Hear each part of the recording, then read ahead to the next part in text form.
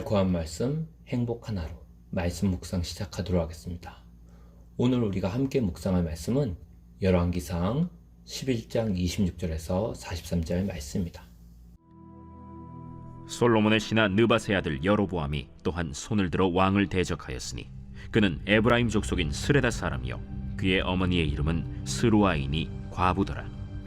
그가 손을 들어 왕을 대적하는 까닭은 이러하니라. 솔로몬이 밀로를 건축하고 그의 아버지 다윗의 성읍이 무너진 것을 수축하였는데 이 사람 여로보암은 큰 용사라. 솔로몬이 이 청년의 부지런함을 보고 세워 요셉 족속의 일을 감독하게 하였더니 그 즈음에 여로보암이 예루살렘에서 나갈 때 실로 사람 선지자 아히야가 길에서 그를 만나니 아히야가 새 의복을 입었고 그 두 사람만 들에 있었더라. 아히야가 자기가 입은 새 옷을 잡아 12조각으로 찢고 여로보암에게 이르되 너는 10조각을 가지라.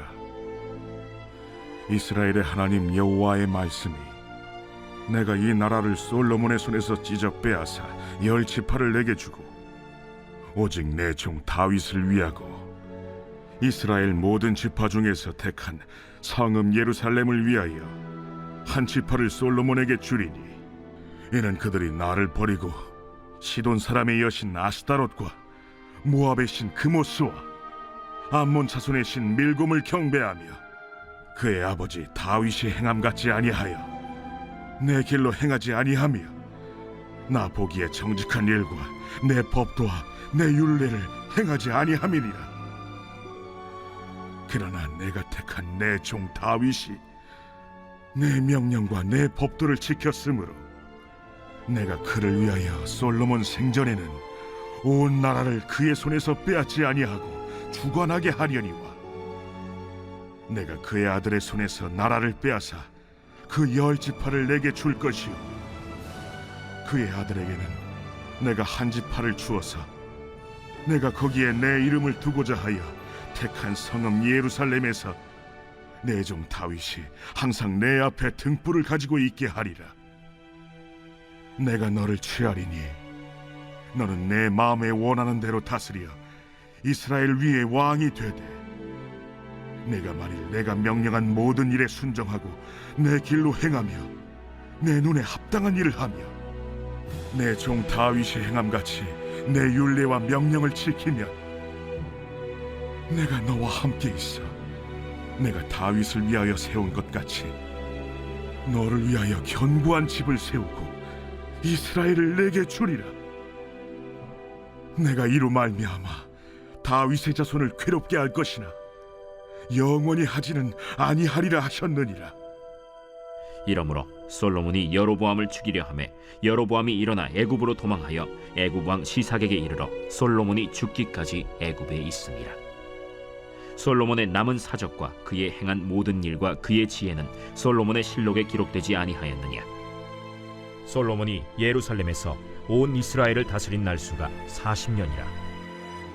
솔로몬이 그의 조상들과 함께 자매 그의 아버지 다윗의 성읍에 장사되고 그의 아들 르호보암이 대신하여 왕이 되니라. 열왕기상 11장은 솔로몬이 하나님의 말씀을 무시하면서 이제 점점 이스라엘 나라의 기운이 쇠하여져 가는 모습을 보여줍니다. 하나님은 왕이 재산과 군말을 많이 쌓아두지 말라고 했는데 솔로몬은 금과 군말을 많이 두게 되죠.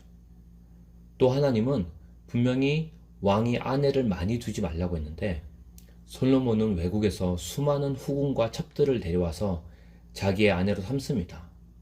나중에 이 여자들이 가져온 우상들 때문에 이스라엘이 결국 우상 숭배로 빠져버리고 온 나라가 하나님의 손에 망해가는 단초가 되죠. 솔로몬의 마음은 다윗의 마음과 같이 온전하지가 않았던 겁니다. 점점 고집세졌고 하나님의 말씀보다 자기 생각을 앞세우기 시작합니다. 그래서 결국 하나님의 심판이 이스라엘에게 임하게 됩니다. 하나님이 궁극적인 심판을 솔로몬의 다음 세대로 미루셨지만 결국 솔로몬은 이전과 같은 평화와 번영을 더 이상 누리지 못하게 되죠.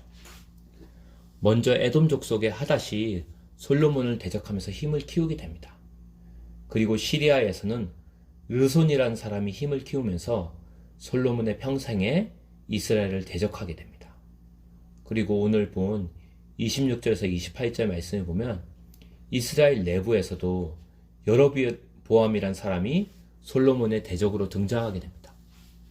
여로보암은 에브라임 출신으로 과부의 아들이었습니다. 원래 솔로몬 치하에서 노역 감독자였던 사람이죠.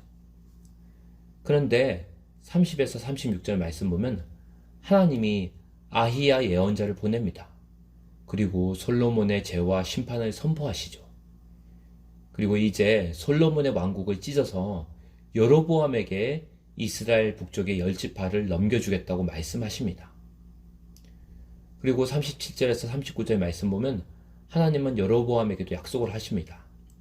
만일 여로보암이 다윗 왕처럼 하나님의 명령을 지키고 하나님을 경외하면 하나님께서 그와 함께 하시고 그의 왕국을 견고하게 하시겠다고 약속하시죠.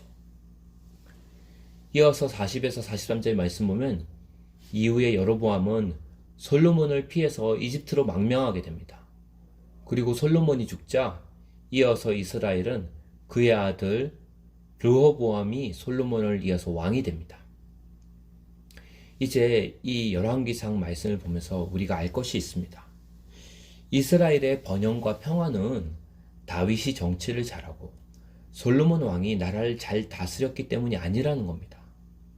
표면적으로 보면 솔로몬이 지혜롭고 똑똑하게 정치를 잘해서 이스라엘이 정말 부자나라가 된 것 같지만 실제 이스라엘이 부강해진 이유는 솔로몬이 하나님을 경외하며 그분의 말씀에 순종했기 때문입니다. 즉 이스라엘의 번영과 평화는 전적으로 국가의 지도자가 주님께 순종했을 때 주어지는 선물이기 때문이라는 거죠. 성경은 분명히 그것을 말하고 있습니다. 그런데 인생 말년에 솔로몬은 하나님을 떠나게 됩니다. 그리고 점점 하나님의 말씀을 무시하기 시작합니다. 그러면서 점점 국력이 쇠하여지고 나라는 힘을 잃어가고 안으로는 쿠데타 반란이 일어나고 밖으로는 외적들이 득세하기 시작하는 겁니다. 그리고 외적들에게 땅을 빼앗기고 국가는 반토막이 되고 나라의 수입은 점점 줄어가는 거예요. 대한민국의 평화와 번영은 표면적으로 보면 대통령과 각계각층의 지도자들이 얼마나 정치와 경영을 잘 하느냐로 보일 수 있습니다. 하지만 그 이면, 그 배후에 더 중요한 게 있다는 거죠. 그 지도자와 백성들이 하나님을 얼마나 경외하느냐가 그 나라의 흥망성쇠의 열쇠라는 겁니다. 실제로 우리나라는 선진국에 들어가기 어려운 조건을 가진 나라입니다. 주변을 보면 한반도 주위에 우리나라를 호시탐탐 노리고 삼키려는 외적들, 강대한 국가들이 많습니다. 그리고 이 한반도를 자세히 보면 지하 자원도 별로 없어요. 천연 자원 많지 않습니다. 그런데도 이 나라가 21세기에 이르러 선진국의 마지막 남은 버스 자리에 탈 수 있었던 단 하나의 이유는 하나님을 경외하는 지도자와 국민들이 있었기 때문이에요. 20세기 100년간 나라와 민족을 위해 울면서 기도하는 그런 기도의 울부짖음이 한반도 안에 계속해서 이어졌기 때문이라는 거죠. 이제 이 나라도 흥망성쇠의 기로에 서 있습니다. 사실 통계적으로 보면 대한민국의 번영과 평화의 기운이 점점 사라져가는 것처럼 보입니다. 출산율, 결혼율은 점점 떨어지고 있고요. 자살률과 이혼율만 점점 늘어가고 있습니다. 그래서 이제 우리가 기도해야 될 때입니다. 교회의 지도자들을 위해, 또 이 나라의 지도자들을 위해, 또 각계각층의 지도자들을 위해 기도할 때라는 거죠. 내년에는 한국에서 로잔 세계 복음대회가 있습니다. 어쩌면 하나님이 우리에게 회개할 수 있는 마지막 시간, 마지막 기회를 주신 것일 수 있다는 거죠. 얼마 남지 않았다는 겁니다. 우리의 지도자들이 또 이 나라의 민족의 백성들이 마지막 때 솔로몬처럼 완고한 심령을 가지지 않게 하여 주십시오. 자기의 지혜와 능력을 과신함으로 말미암아 주님의 길을 저버린 솔로몬이 결국 하나님께 버림받은 그 전철을 우리가 되풀이하지 않기를 원합니다. 우리 개인의 삶에 하나님께로 돌이키는 역사가 있게 하시고, 나아가 우리가 속한 교회 공동체와 이 조국이, 또 우리의 지도자들이 하나님께로 겸허하게 겸비하게 돌이킬 수 있도록 주님 은혜 베풀어 주시옵소서. 회개의 역사 허락하여 주시옵소서. 함께 기도하는 시간 가지도록 하겠습니다.